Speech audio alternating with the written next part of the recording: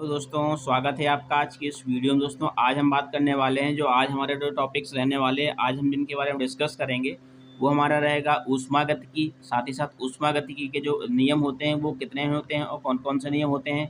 हम बात करेंगे ऊष्मागतिकी का प्रथम नियम के बारे में, साथ ही साथ समतापीय प्रक्रम के बारे में, और साथ ही साथ रुद्धोष्म प्रक्रम के बारे में, और साथ ही साथ हम पढ़ेंगे कि ऊष्मागतिकी का जो द्वितीय नियम है वो किस तरीके से काम करता है, और जो हमारी शुष्क बर्फ़ होती है वो क्या होती है, किस तरीके से हमारी जो ड्राई आइस फॉर्मेशन होता है ड्राई आइस का।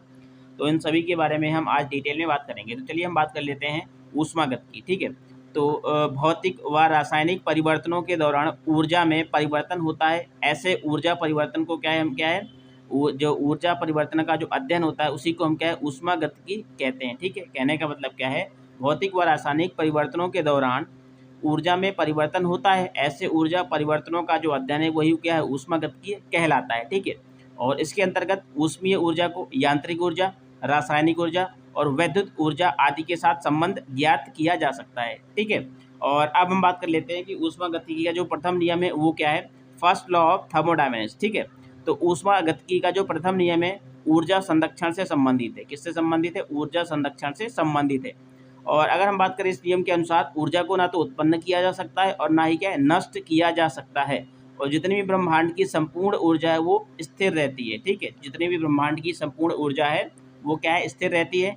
तो हम बात कर लेते हैं समतापीय प्रक्रम के बारे में। ठीक है, समतापीय प्रक्रम होता क्या है आखिरकार, जब किसी निकाय में कोई परिवर्तन इस प्रकार हो कि निकाय का ताप पूरी क्रिया में स्थिर रहे, तो उस परिवर्तन को हम क्या है समतापी परिवर्तन कहते हैं। ठीक है, हम क्या कहते हैं उस परिवर्तन को हम समतापीय परिवर्तन कहते हैं। अगर हम बात करें PV बराबर nRT, ठीक है, PV बराबर है nRT, तो इस प्रक्रम में क्या है दाब एवं आयतन क्या है एक दूसरे से PV बराबर nRT अपॉन V। ठीक है, मतलब P equal nRT upon V। कैसे, यहाँ पे हमने क्या किया, V को नीचे ले आए और P को यहीं रहने दिया, तो मतलब ये क्या हो गया कांस्टेंट। तो इस प्रक्रम में V1 आयतन से V2 आयतन तक प्रसारित हो रहा है। कहने का मतलब क्या है, कोई भी जो आयतन है V1 से V2 तक प्रसारित हो रहा है, और W क्या है, गैस कार्य करती है। तो कहने का मतलब क्या हो जाएगा, यहाँ पे समतापीय प्रक्रम निकल के आएगा W बराबर 2.303 nRT इन V2 अपॉन V1। ठीक है, इसके बाद हम बात करने वाले हैं रुद्धोष्म प्रक्रम। क्या होता है कि एडियाबेटिक प्रोसेस जो होती है वो क्या होती है, यदि किसी निकाय में कोई परिवर्तन इस प्रकार हो कि पूरी प्रक्रिया के दौरान निकाय ना तो बाहरी ऊष्मा माध्यम को ऊष्मा दे और ना ही उससे कोई ऊष्मा ले। ठीक है, तो इस परिवर्तन को हम क्या रुद्धोष्म परिवर्तन कहते हैं। ठीक है, क्या कहते हैं हम, रुद्धोष्म परिवर्तन कहते हैं। थोड़ा सा हम देख लेते हैं कि जो ड्राई आइस होती है उसका फॉर्मेशन किस तरीके से होता है। कार्बन डाइऑक्साइड के अचानक प्रसार होने पर वह शुष्क बर्फ के रूप में बदल जाती है।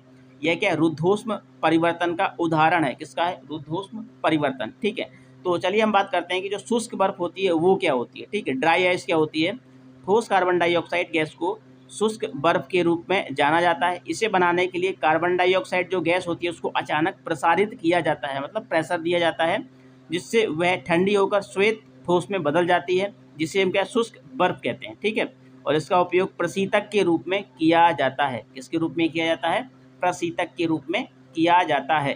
चलिए हम बात कर लेते हैं अब जो नेक्स्ट है हमारा, कि जो ऊष्मागतिकी का द्वितीय नियम क्या कहता है।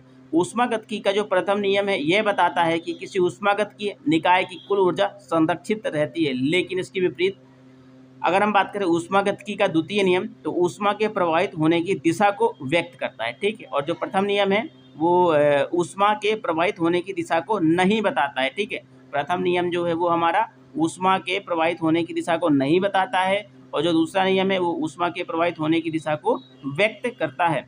अगर हम बात करें केल्विन के अनुसार, ऊष्मा का पूर्णतः कार्य में परिवर्तन असंभव है। जो ऊष्मा होती है हमारी केल्विन के अनुसार, तो ऊष्मा का जो पूर्णतः परिवर्तन है वो कार्य में परिवर्तन असंभव है। ठीक है, संभव नहीं है।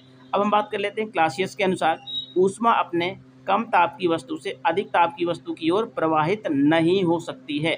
कहने का मतलब क्या है, कम ताप से अधिक ताप की ओर प्रवाहित नहीं हो सकती, लेकिन अधिक ताप से कम ताप की ओर प्रवाहित हो सकती है। ठीक है, अब हम बात कर लेते हैं कि एंट्रोपी क्या होती है। ठीक है, किसी निकाय की अव्यवस्था डिसऑर्डर की माप को हम एंट्रोपी कहते हैं। जो किसी भी कोई भी निकाय है उसकी जो अव्यवस्था है उसको हम क्या है, एंट्रोपी कहते हैं। एक ऊष्मागतिकीय निकाय के एंट्रोपी में परिवर्तन डेल्टा एस को निम्नांकित रूप में हम व्यक्त कर सकते हैं, means delta S equal Q upon T. Q यहाँ पे क्या हो जाएगा, उत्क्रमणीय, ठीक है, क्या हो जाएगा यहाँ पे, जो क्यू हो जाएगा अपना वो उत्क्रमणीय हो जाएगा, ठीक है।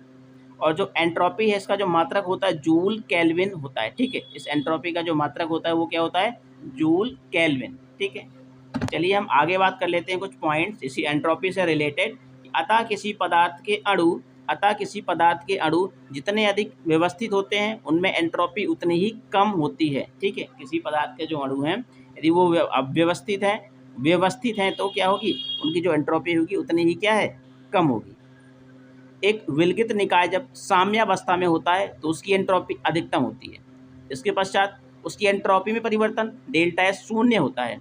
स्वतः होने वाली जो अभिक्रियाएं होती हैं स्पॉन्टेनियस रिएक्शंस में हमेशा डेल्टा एस धनात्मक होता है, अर्थात निकाय की जो संपूर्ण एंट्रोपी होती है वो बढ़ जाती है। क्या बढ़ जाती है, निकाय की जो संपूर्ण एंट्रोपी होती है वो बढ़ जाती है। उम्मीद करता हूँ दोस्तों आपको यहाँ तक समझ में आ गया होगा, कोई भी दिक्कत नहीं होगी।